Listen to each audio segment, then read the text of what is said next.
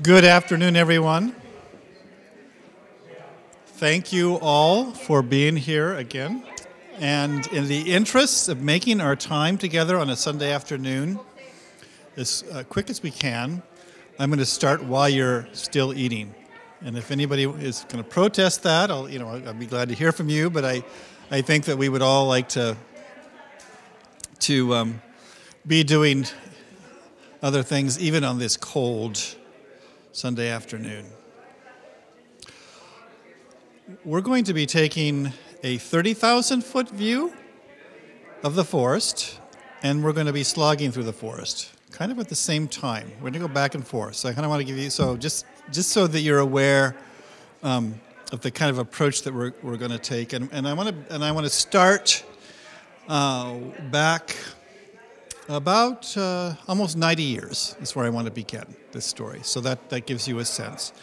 And can I get slide to the picture there?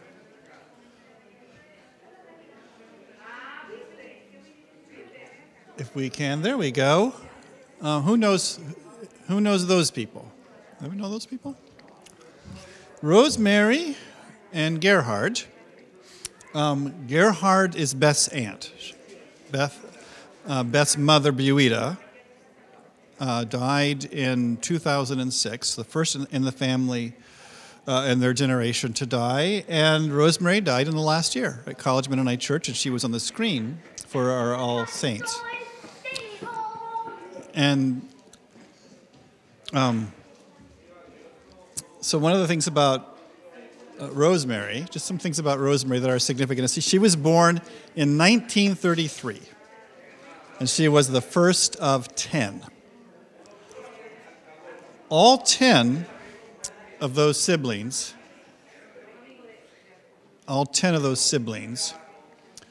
the children of Cora and Harold Wise of Archbold, Ohio, attended Mennonite colleges. That's 10 out of 10. That's 100% for those of us who struggle with math. That's a lot. And I bring that up for a couple of reasons. One is to show how common it was in prior generations for families to have lots of children, right? Big families. The post-war boom, big families, lots of babies. And to show that they were all committed to church in a particular kind of way to such a degree that all of them went to Mennonite colleges. Now, Harold and Cora hadn't gone to college at all.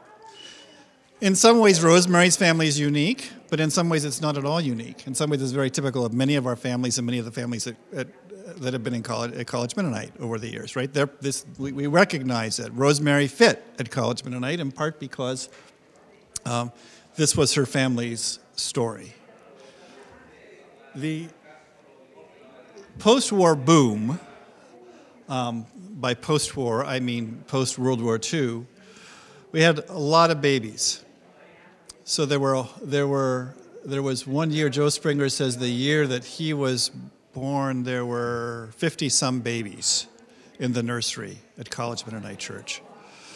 That's what they call it the baby boom generation for a reason, right?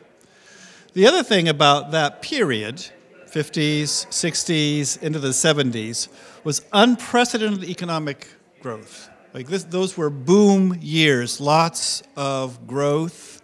The rise of mass consumer culture happened in those years.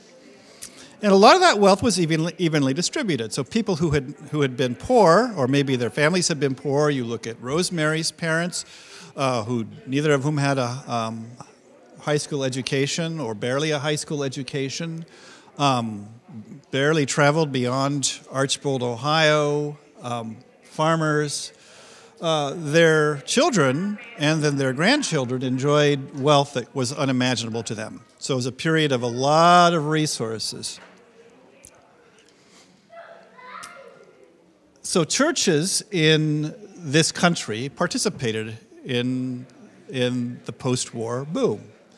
So there was an enormous amount of biological growth. One of my favorite jokes to say that I said in Mound Ridge when people were concerned about all the young people that were leaving and what are we going to do and what about the future of the church, I would say, well, if you want the church to have a future, somebody needs to have a vision that birth control is wrong and that we should not educate our children to the 8th grade. If you do those things, I guarantee you generational growth.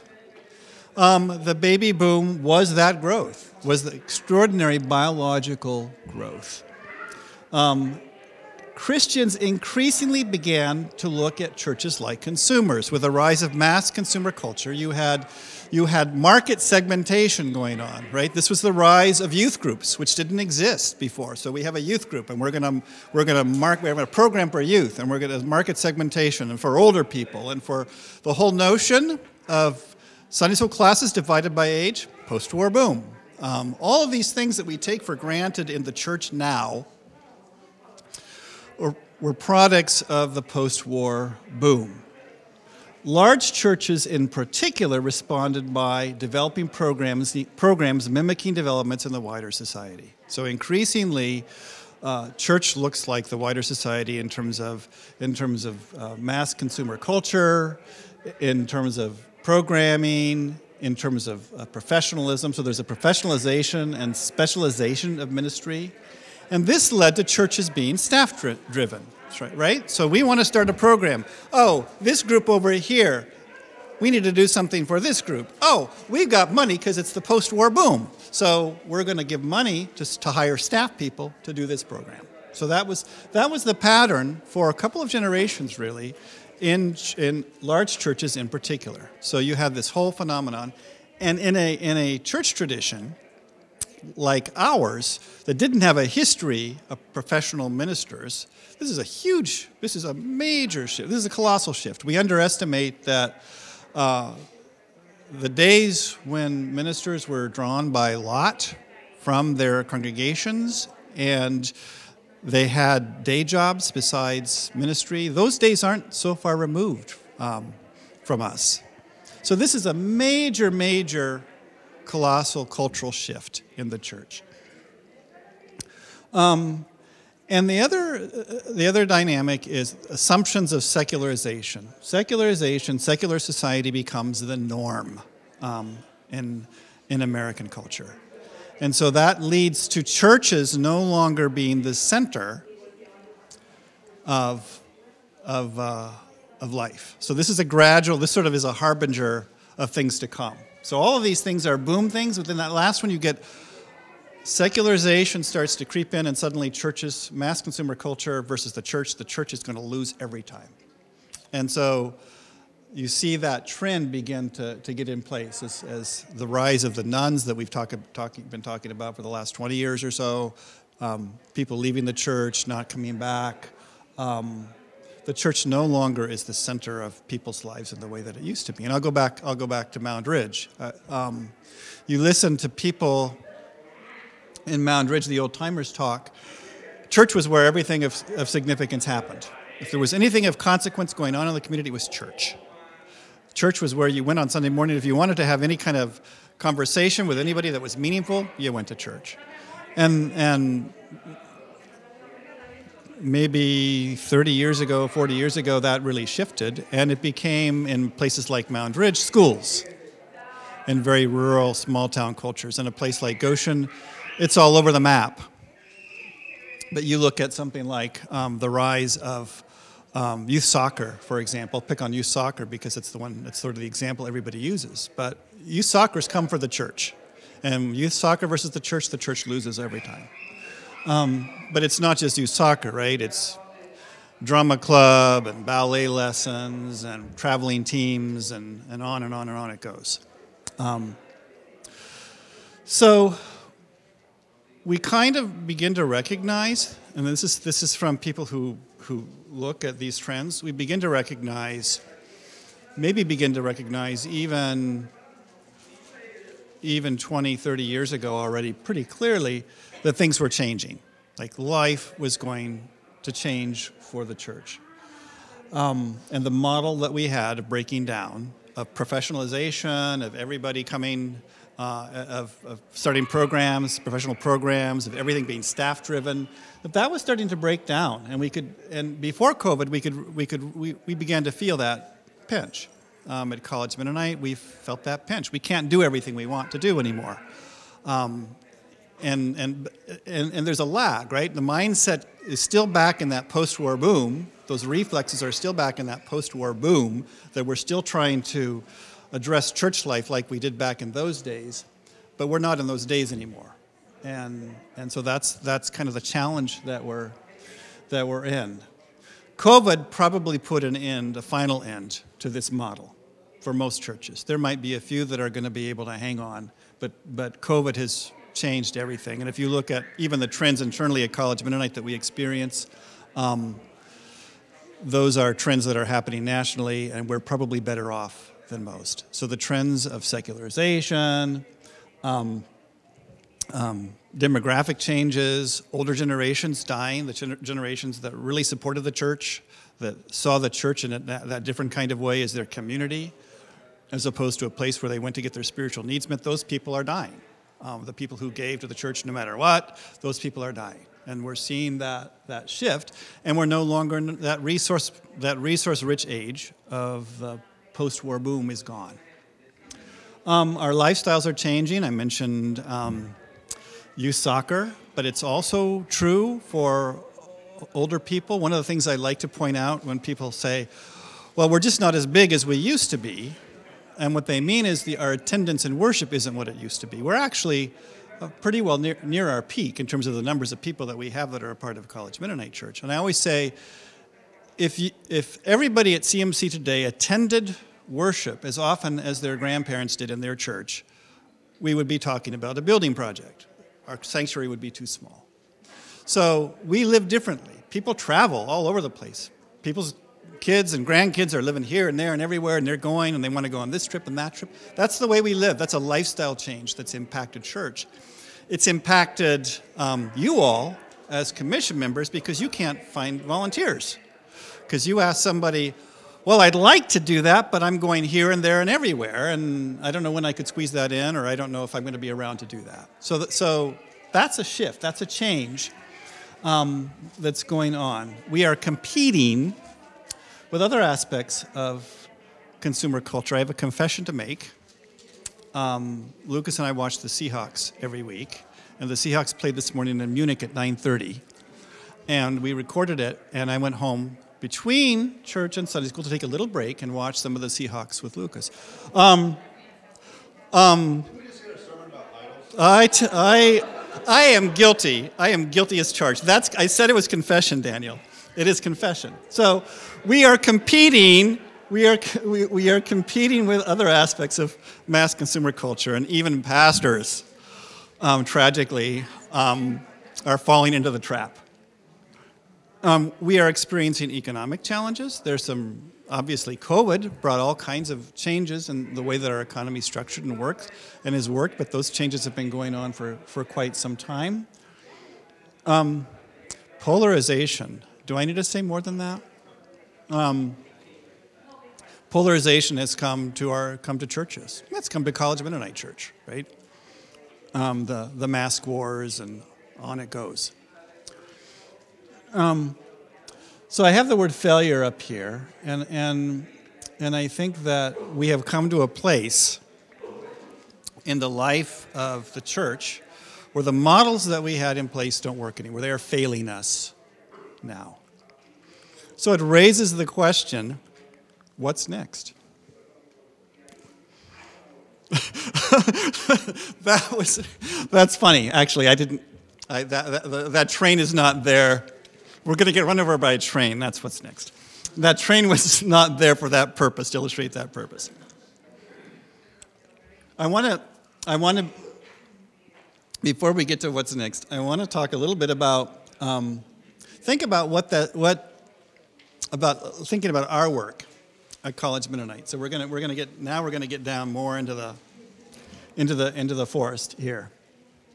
Randy Stuckey was the Sunday school superintendent at First Mennonite Church of Christian for I don't know how long, maybe still is for all I know. And Randy liked trains. He loved the Santa Fe Railroad, so I put that train up in honor of Randy, because I couldn't find a picture of him. So the train is a placeholder for Randy to describe who he was. Randy was not a complex person. If you wanted to have a deep conversation about the meaning of life with someone, Randy was not your man. If you wanted someone to purchase curriculum for Sunday school, provide resources for Sunday school teachers, arrange for classrooms, take attendance, manage volunteers, and do it for decades without complaining, Randy was your guy. That's what he did.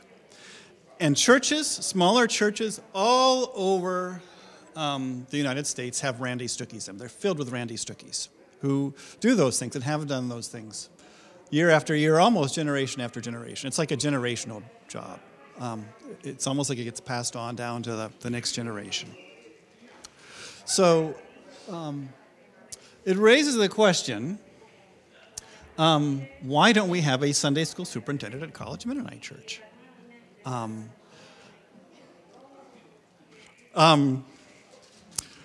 thought I'd get some laughs from Discipling Commission on that.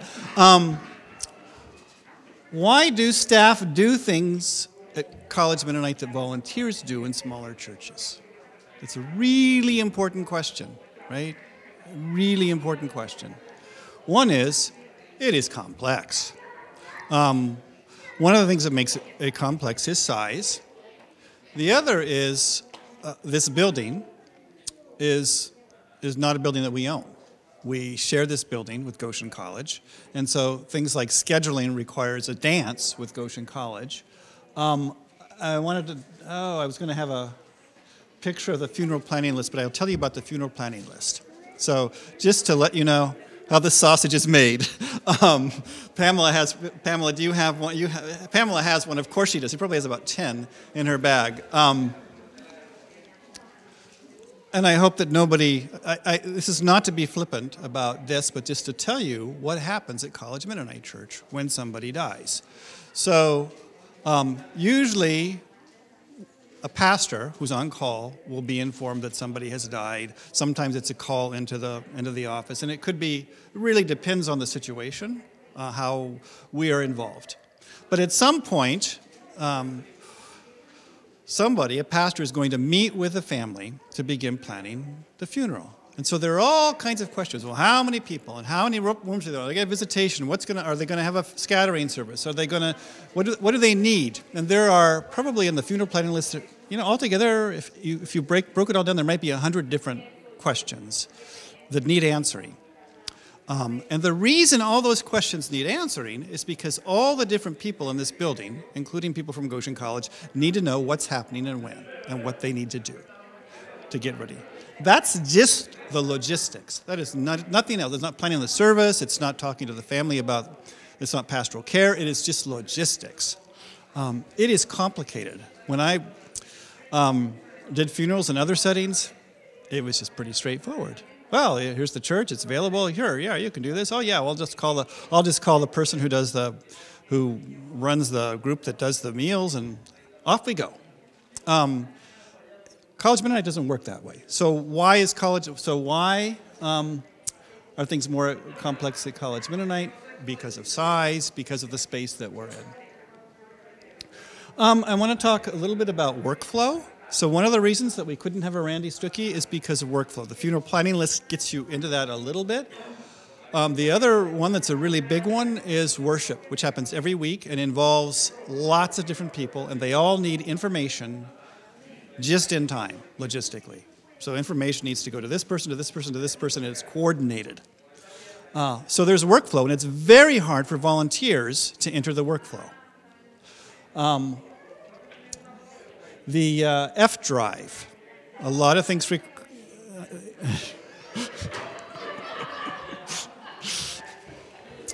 If I may be so bold, there's a reason we call it the F drive, right?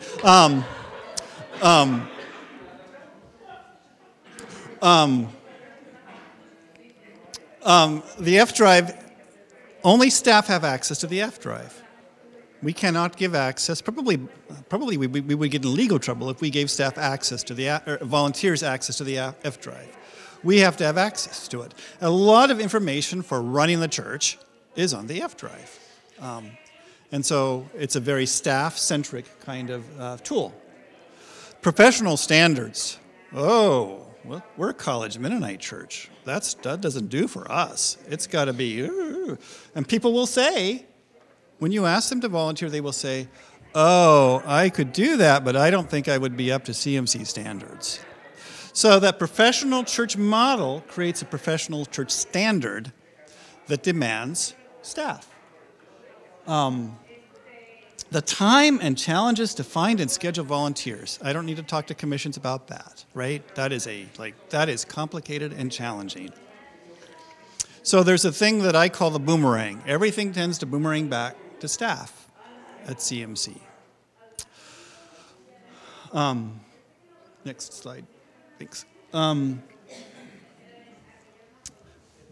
There are no easy solutions to this model it's breaking down. So I talked about why we're sort of where we are, why we can't, why it's hard to go to get out of our model, the model that we're in.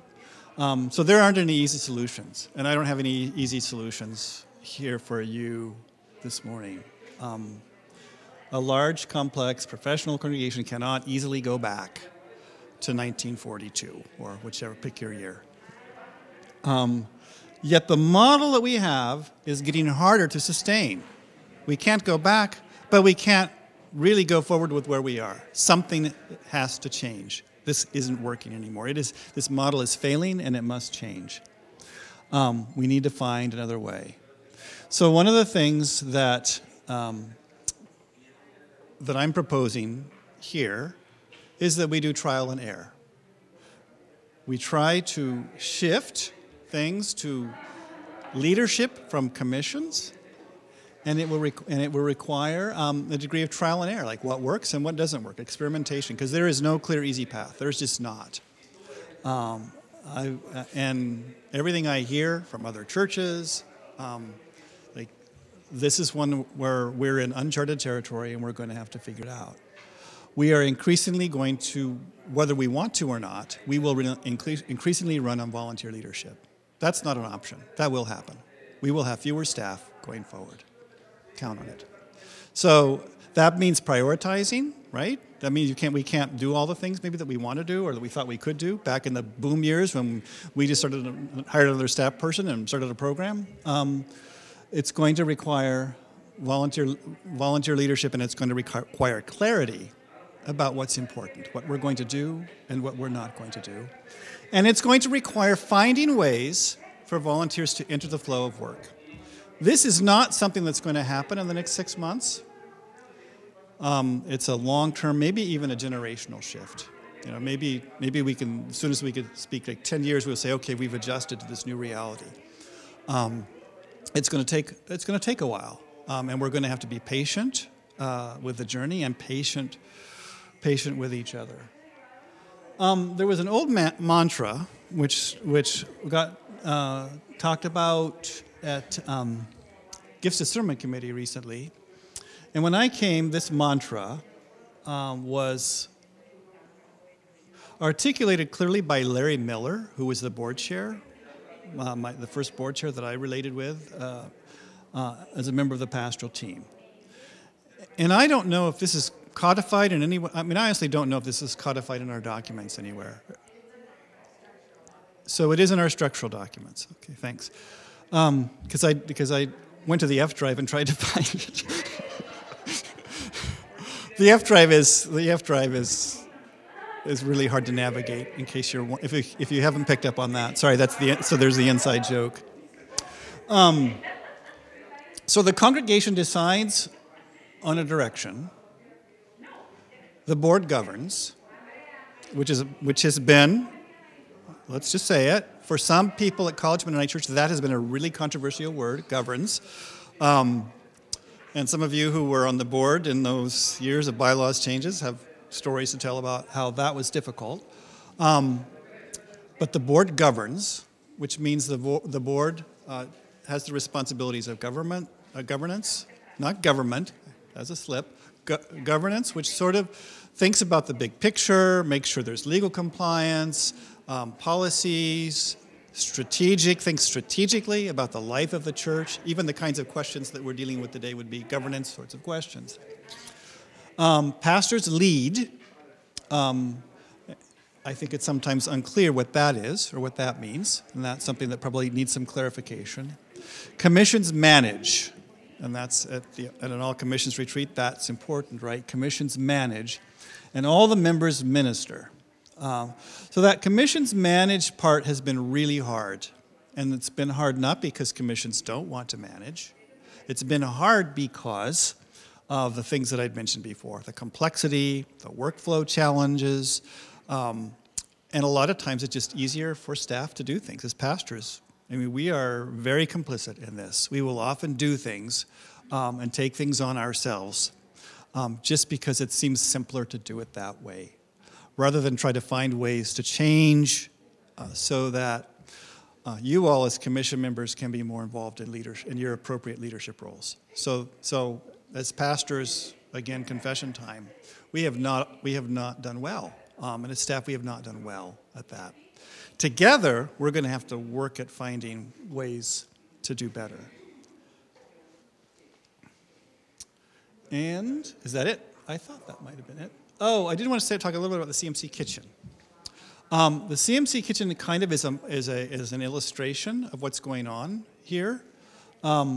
So we had, when this facility that we're in right now was built, we had a professional catering kitchen.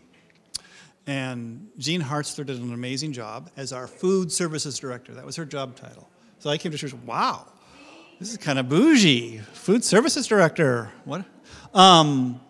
It was a professional model, right? So that was the way that's that old post-war boom model. Oh, let's have a professional kitchen with a food services director. We had outside business for revenue. In part, the market kind of allowed that to happen. That worked. Now we've decided that's not a sustainable model anymore for a variety of reasons. So how do we enable volunteers to participate in workflow? We want to hire a kitchen coordinator, not a food services director, who kind of manages the kitchen. But we want to get volunteers back into the kitchen. We want to free up the kitchen for ministry, is the way we talk about it. One of the ways to work at this is going back to basic questions. What are we trying to do? What's the kitchen for? What needs to happen, and how do we make it happen? So really starting from the ground up and thinking about what's essential, and start from there. Workflow continues to be a challenge, and Daniel a little bit later is going to be talking about some of the things that he's doing that seem to be promising signs. It goes back to that trial and error. He's trying some things in terms of working with the kitchen that might be working, and might be things that others of us on commissions could try. I'm going to stop and just for a couple of minutes ask for questions, and then I want you all, there's a slide with questions on it. I want you all to have a chance at your tables just to talk about how this story that I've just told interacts with your work as commissions. Daniel, can we get the questions up? So if you have any questions that you want to ask in the wider group, questions for clarification, things that didn't make sense.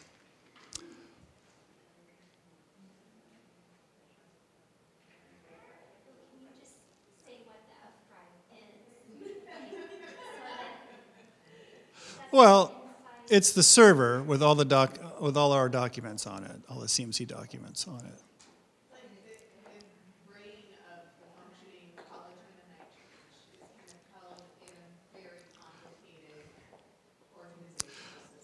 We're concerned that Brooks is working on technology that it just might take over the whole church, which at some days sounds pretty good, actually, but anyway.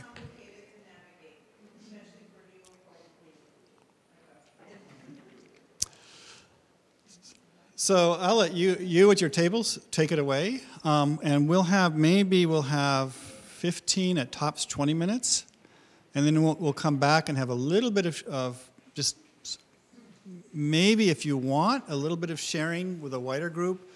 I know that some of you have deadlines here this afternoon and are eager to kind of move on. And so Daniel has some things to demonstrate about the kitchen. And then Laura Green is going to talk about a perspective, a helpful perspective, I think, from the Gifts Discernment Committee that could be helpful for commissions.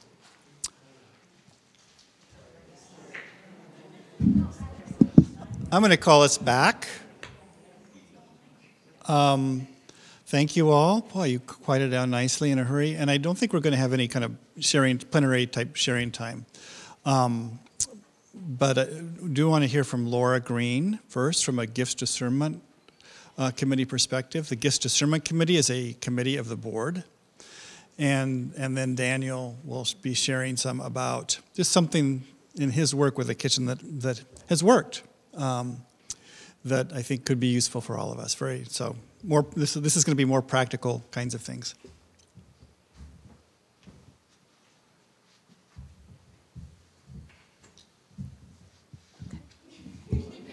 Not that tall.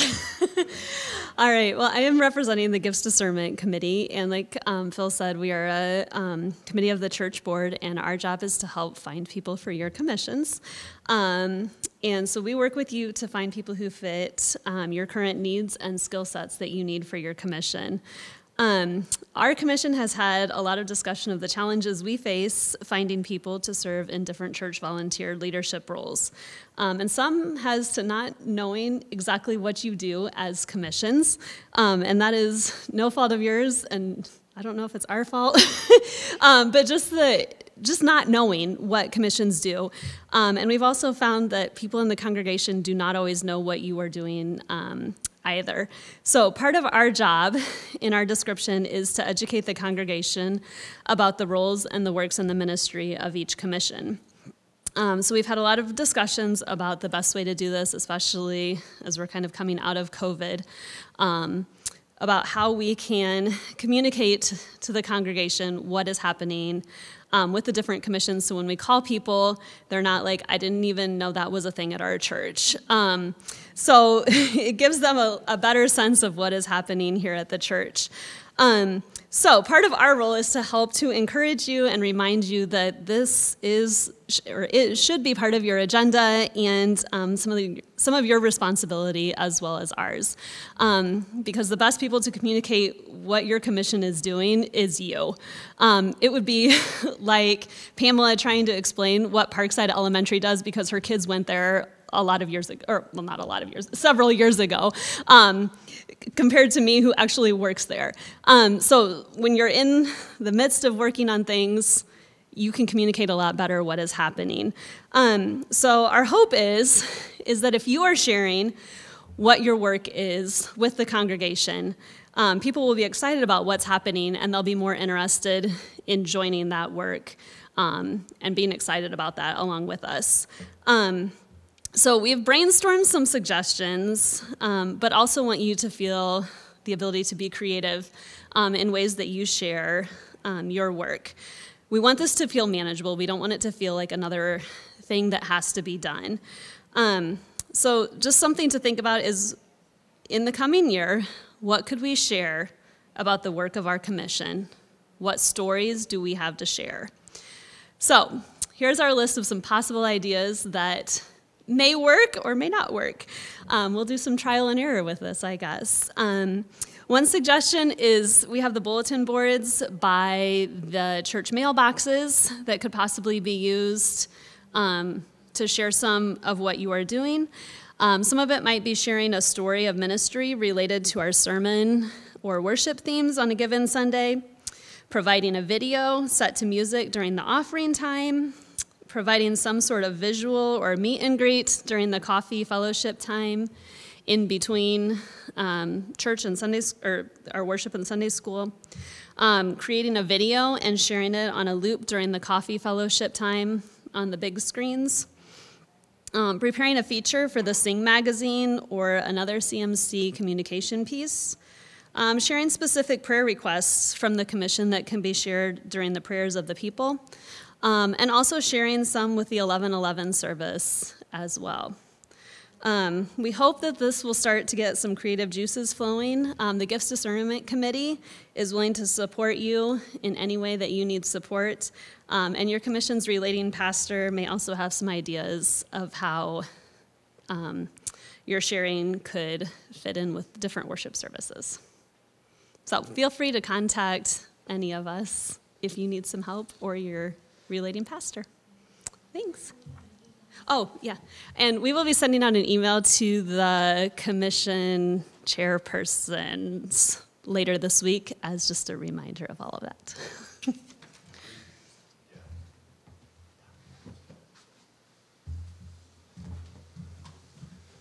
Okay, so I think this will be a short story and a short show and tell. I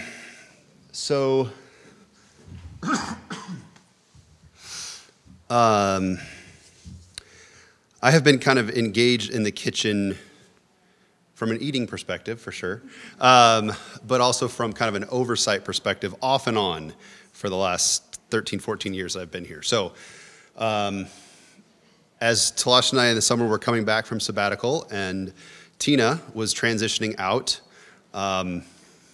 kitchen cycled back to me. There you go. And of course, as things tend to happen, when a new person shows up, then there's also a lot of work that comes along, and so we had a lot of funerals all of a sudden. So I had to come up with some systems.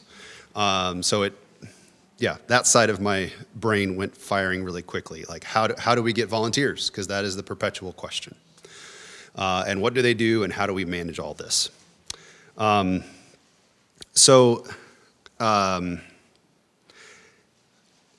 even beyond that, there's kind of the bigger question and picture of what does our kitchen become? It has been kind of, as we define it, a catering kitchen. Its whole existence. And so now what is it? I mean, even today, we wouldn't have expected Panera to feed us this meal 5 years ago, right? So that's a shift for all of us of how do we use this space and how do we use the kitchen? And this is going to be a lot of trial and error. And I think we can fall back on a lot of good theology with this too. The kitchen becomes another holy space within our building, within this place where everybody comes, a place where people are fed and nourished physically and spiritually through conversation and in many other ways. So that's why I enjoy that's why I'm curious about what the kitchen can become, say it that way, of some of the opportunities that I see there. So part of that is making the shift from kind of a catering kitchen where we are licensed and people with training help to manage it and manage the space and the equipment and the volunteers in and out to, well, okay, what is it going to be next? And that's kind of still some of the question. And I kind of hope we can maybe use the language of the church family kitchen. Don't quote me on that yet. That's not going out in publication. But that kind of gets at some of the feel I hope we can get to as a place where everybody can use their foodie gifts to help and serve others in times of need, whether that's funerals or in times of celebration, whenever food can be an aid to ministry. These things have been happening for us. So it's not like this has never happened in this building, but it's just a different opportunity to engage that in a different way. So we are looking for someone as a kitchen coordinator, but how in this kind of economic situation and time do we get a half-time equivalent person who can be who can know the church well, know people here and get volunteers and have connections to know who's interested in working in the kitchen, who can be flexible enough to kind of drop everything and manage a funeral meal, and be okay with some weeks only making coffee and only maybe 4 hours on a Sunday morning, and other weeks it might be a 40-hour week. So it's like half-time averaged over the whole year. Like that's the potential of what this could be. So yeah, the applications aren't flying in, as you can imagine. So what do we do with that? I don't know. We're not going to answer that now, but that's kind of where we are. As we kind of imagine what's to come for us. You know, we're not looking for a cook. We're looking for someone who can help to manage the space. That's another big picture, kind of the differences. So, but like I said, all of a sudden there were a lot of funeral meals, and I had to figure out how to find volunteers. And we've done different. There are different technologies we can use. So I'm going to show you what I tried and did. And again, in the whole effort of trial and error, I have not evaluated what I did. I just know how it worked on my end. And there are people in this room who were on the other end of what I did. And so this is a great time for feedback. So that not just on the, what we might call creator end, but on the user end, how this worked out. So, as you know, you get emails from the church that say Flocknote. And in this system, there are ways of creating lists of people. And there are ways that, okay, I got to manage my mouse from here. There are things within Flocknote that we can put to use in different ways. And so that's what I did experimenting with our signups option here in Flocknote.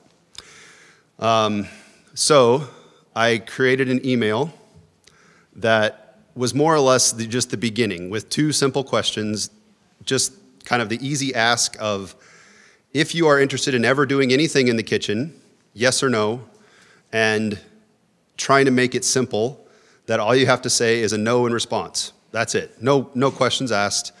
And if you are okay with being on this list, you don't have to do anything. So keeping it simple. And then the second thing is the ongoing part, are the list of opportunities of funeral meals that are coming up. And which ones are you available for? So what worked to my advantage initially was that when this went out, there were 5 funerals listed out below here. As you can see now, I had to get some more examples on there of what's to come. Since we only have 1 funeral meal coming up here in the next month. And so you would click on volunteer, and I believe what you would see then, so you'd see meal, who's it for, the time, and the date that you would be needed as a volunteer. You could also see how many positions were needed and how many were filled. And this all happens live. So even if you open it once, and in the meantime, 4 other people come in and volunteer, by the time you go back to the email and think, oh, wait, when was that? Maybe the one that you could do was already filled. And so maybe, well, shoot, I can't this time, because that was the only one that worked with my schedule. And so there's some of that helpful scheduling technology built into Flocknote that we can use, that benefits everybody, both on the back end as the person looking for volunteers and for the actual volunteers. So what I then see is this screen when I go into all the signups, and this is potentially available for you too. So I can just give a quick check and, hey, this one's filled up. Oh, this one's not. And then when I click down, I can see who volunteered. So thank you, Joe and Linda and Becky for yesterday. So, but all this is stuff that you can preset in terms of how many volunteers you need, how many slots, and the trick was figuring out how to get the information in, because it's pretty basic, so you kind of had to create that part of who and when and where. And then you just say, how many slots did you need? There have been a couple I had to go back in later and say, oop, we need more people, or oh, we don't need as many. And I could change that, and then boop, we're done.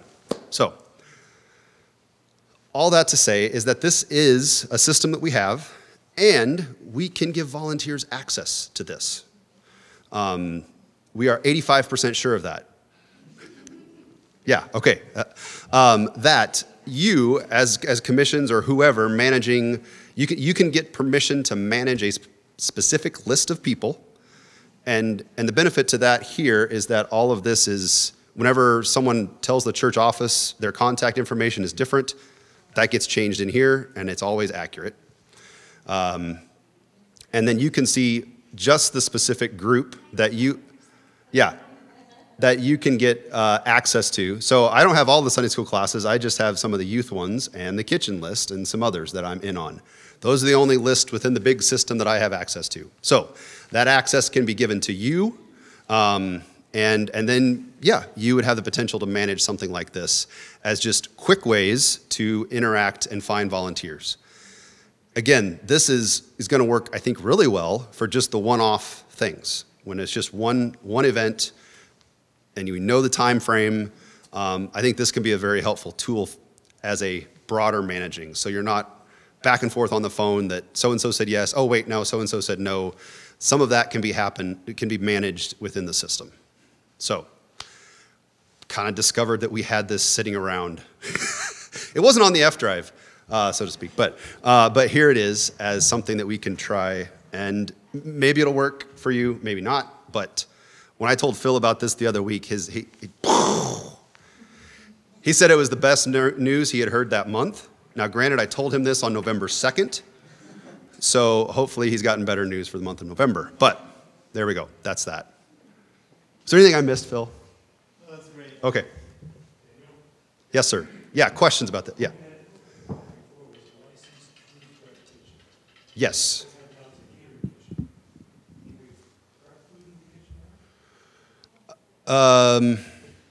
So, okay, you have to define those terms for me because I understood those differently. Right.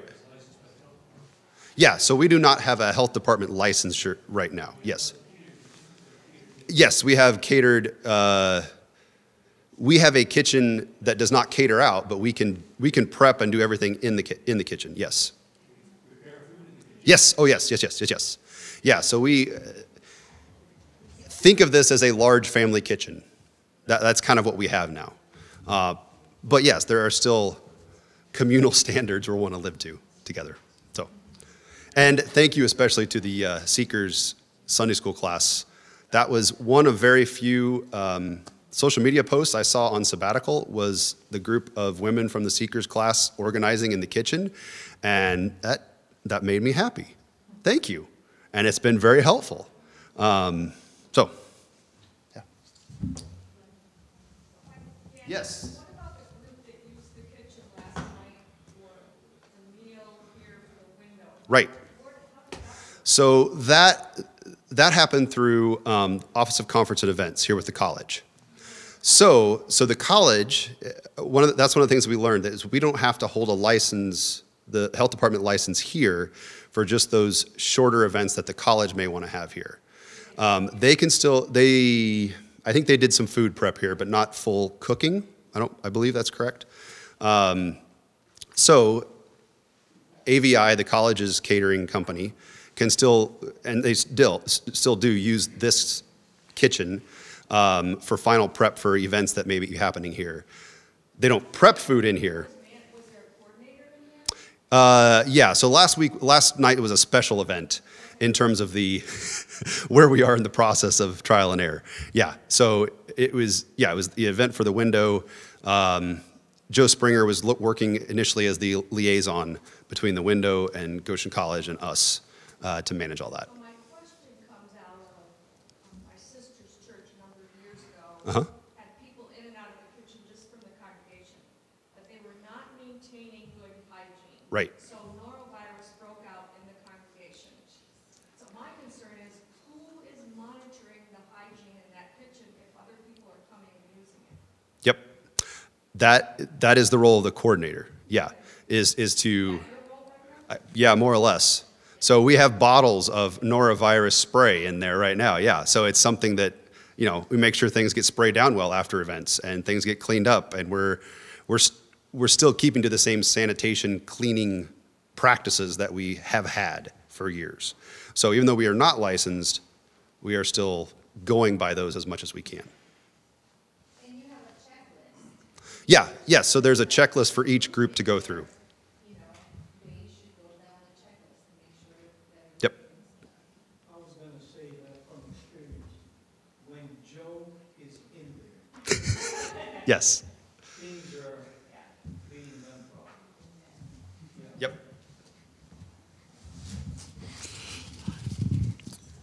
So you get a flavor there of the complexities, though, right? The complex issues and why it can be, why staff often end up managing things. Thanks to all of you.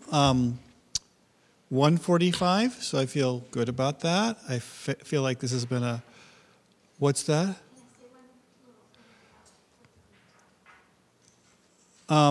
Yes, you can. There's a camera there. There's a camera there. They can't. Signs on the commission's tables that were left over from commission fair a few years ago. So it'll be a reminder for you to do something to share with the congregation. And one of them you could use on the bulletin board, the other you could, anyway, just use it as a reminder. And thank you for getting it out of my office. Thank you all for spending some of your Sunday afternoon here. Really grateful for your time. We have recorded this, so if there are members of your commission who you would like to see it, yes, there are. You can share this. You can share this with them, and they might have some questions. So thank you. Please join me in prayer. Gracious God, we thank you for your faithfulness to us, generation after generation. And even in the midst of change, we are mindful that you have been in our past, you are in our present, you are in our future. We give you thanks. We pray in Jesus' name. Amen.